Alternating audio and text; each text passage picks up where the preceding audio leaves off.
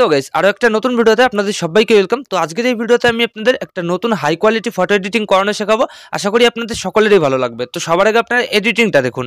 তো এখানে দেখতে পাচ্ছেন গাইস, এই যে কিন্তু এডিট করার আগের ফটো, এখানে দেখতে পাচ্ছেন ফটোটা কিন্তু একদমই এডিটিং করা নেই। তো এই নর্মাল ফটোটাকে আমি কয়েক মিনিটের মধ্যেই এরকম সুন্দর এডিটিং করে ফেলেছি।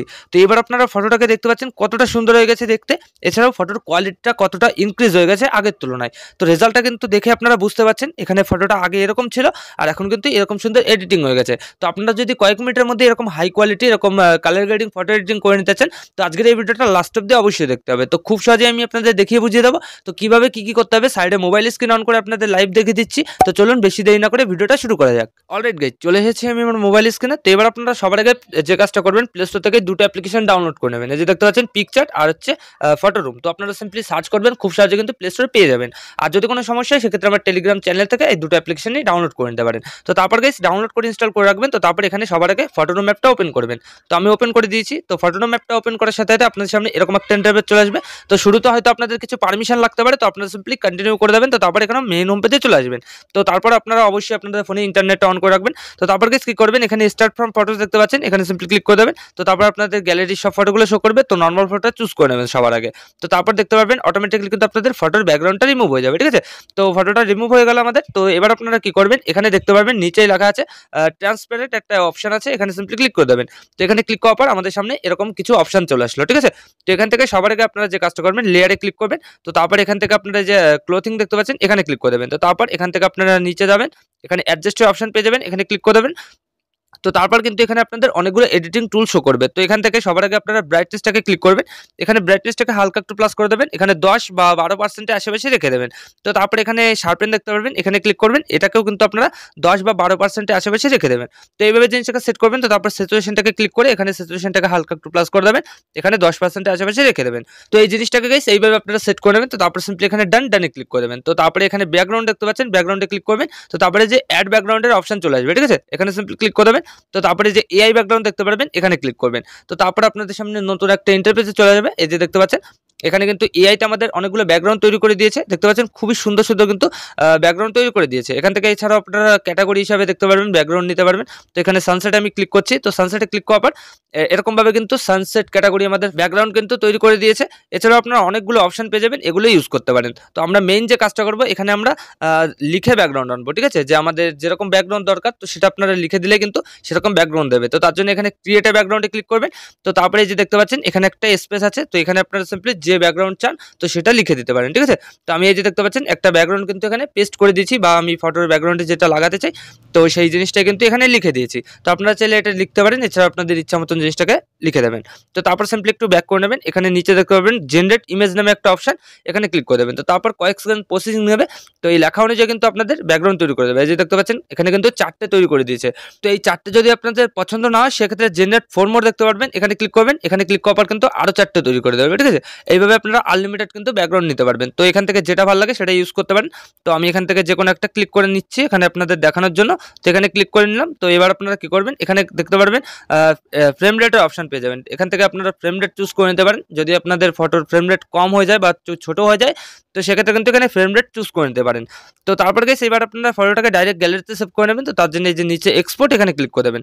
তো তারপরে যে সেভ টু গ্যালারি এখানে ক্লিক করে দেবেন। এই ফটোটা কিন্তু খুব সহজে আপনাদের গ্যালারিতে সেভ হয়ে যাবে, ঠিক আছে। তো এখনো কিন্তু এডিটিংটা হয়নি। তো এবার আমরা পিকচার অ্যাপটা ওপেন করে নেবো, একইভাবে ডাউনলোড করে ইনস্টল করে রাখবেন। তারপরে এবার পিকচার অ্যাপটা ওপেন করবেন। তারপরে এই যে দেখতে পাচ্ছেন এডিটে ফটো, এখানে সিম্পলি ক্লিক করে দেবেন। তো তারপরে একইভাবে আপনাদের গ্যালারির সব ফটোগুলো শো করবে। তো কেবল ফটোরুম থেকে যে ফটোটাকে সেভ করলেন সিম্পলি সেই ফটোটা চুজ করে নেবেন। তো ফটোটা চুজ করার পর কিন্তু নিচে দেখতে পাবেন অনেকগুলো টুলস অপশন আপনাদের সামনে শো করবে।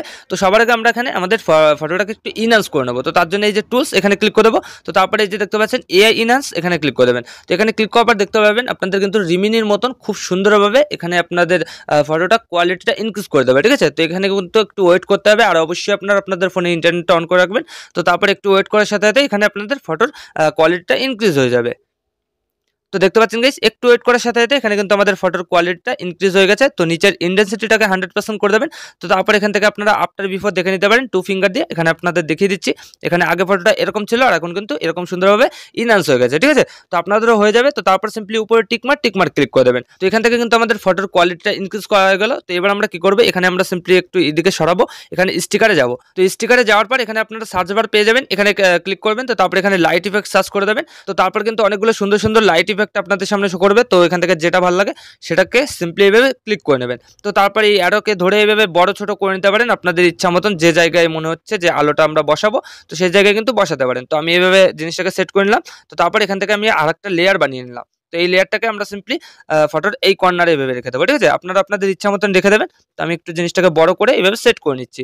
তো এখান থেকে আমাদের লাইটটা বসানো হয়ে গেল। তো তারপর উপরে টিকমার্ক ক্লিক করে দেবো। তো এখান থেকে দেখতে পাচ্ছেন আমাদের ফটোটা কিন্তু আগের তুলনায় অনেকটাই সুন্দর হয়ে গেছে। তো তারপরে গাইস আপনারা সিম্পলি এই যে উপরে দেখতে পারবেন সেভের আইকন, এখানে সিম্পলি ক্লিক করে দেবেন। তারপর কয়েক সেকেন্ডের মধ্যে কিন্তু আপনাদের এই ফটোটা গ্যালারিতে সেভ হয়ে যাবে। তো ফটোটা গ্যালারিতে সেভ হওয়ার পর এবার আপনারা লাইটরুম অ্যাপটা ওপেন করে নেবেন। তো লাইটরুম দিয়ে আমরা ছোট্ট একটা কাজ করে নেবো, এখানে একটু লাইটটা বাড়িয়ে নেবো, ঠিক আছে। তো তার জন্য আমরা লাইটরুম অ্যাপটা ওপেন করে নিচ্ছি। তো লাইটরুম অ্যাপটা ওপেন করার পর আপনাদের গ্যালারির সব ফটোগুলো একইভাবে শো করবে। তো কেবল যে ফটোটাকে পিকচার থেকে সেভ করেছেন সিম্পলি সেই ফটোটা চুজ করে নেবেন। তো এই যে আমি একটা ক্লিক করলাম আর এখানে কিন্তু ফটোটা চলে আসলো। তো ফটোটা আসার পর নিচে দেখতে পারবেন এডিটর অপশন, এখানে ক্লিক করে দেবেন। তো তারপরে যে কালার এখানে ক্লিক করে দেবেন। তো তারপরে যে মিক্স দেখতে পারবেন এখানে ক্লিক করে এখানে সবার আগে সবুজ কালারটাকে ক্লিক করবেন। তো তারপরে এখান থেকে স্যাচুরেশনটাকে 100% প্লাস করে দিতে পারেন আর হিউটাকে আপনাদের ইচ্ছা মতন কালারে কিন্তু রাখতে পারেন। তো এখানে মাইনাস করলে ফটোটা এরকম দেখা যাচ্ছে, প্লাস করলে এরকম হচ্ছে। তো আমরা এখানে একটু মাইনাস করে দিচ্ছি। তো এখানে একটু সবুজ কালার হলুদ কালার টাইপের রেখে দিচ্ছি, দেখতে কিন্তু ভালো লাগবে, ঠিক আছে। তো এইভাবে অ্যাড করে নিলাম। তো তারপর এখানে হলুদ কালারটাকে ক্লিক করবো, একইভাবে স্যাচুরেশনটাকে একটু প্লাস করে দেবো আর এখানে হিউটাকে আমরা একটু মাইনাস করে দেবো আর এখানে লিমিনাসটাকে হালকা একটু প্লাস করে দেবো আমরা। তো তারপর ফটোটা কিছুটা এরকম হয়ে গেছে। তো এবার আমাদের ফেসের কালারটা বাড়ানোর জন্য এখানে সিম্পলি অরেঞ্জ কালারে ক্লিক করবো, স্যাচুরেশনটাকে হালকা একটু মাইনাস করে দেবো আমাদের ফটো অ্যাকর্ডিং আর এখানে লিমিনাসটাকে হালকা একটু প্লাস করে দেবো আমাদের ফটো অ্যাকর্ডিং।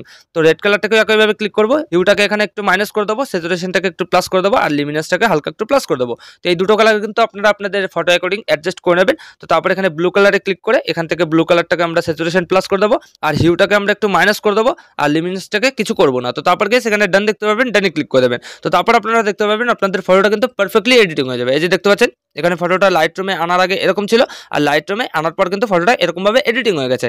তো এবার আপনারা এই ফটোটা গ্যালারিতে সেভ করবেন কি করে, এই যে উপরে দেখতে পারবেন শেয়ারের আইকন, এখানে ক্লিক করে দেবেন। তো তারপর কয়েক সেকেন্ড আপনাদের লোডিং নেবে। তো তারপর কিন্তু এই যে দেখতে পারবেন সেভ কপি ডিভাইস, এখানে ক্লিক করার সাথে সাথেই এই ফটোটা খুব সহজে আপনাদের গ্যালারিতে সেভ হয়ে যাবে। তো এইভাবে গাইস আপনারা কিন্তু কয়েক মিনিটের মধ্যেই এরকম সুন্দর হাই কোয়ালিটি ফটো এডিটিং করে নিতে পারবেন আপনাদের যে কোনো নর্মাল ফটো। তো আশা করি আমি আপনাদের ভালোভাবে বোঝাতে পেরেছি যে কিভাবে কি করতে হয়। তো ভিডিওটা ভালো লাগলে লাইক করে দেবেন আর যদি চ্যানেলে প্রথমবার হন তো চ্যানেলটাকে অবশ্যই সাবস্ক্রাইব করে দেবেন। আর যদি কোনো সমস্যা হয় সেক্ষেত্রে আমাকে টেলিগ্রামে ইনবক্স করতে পারেন।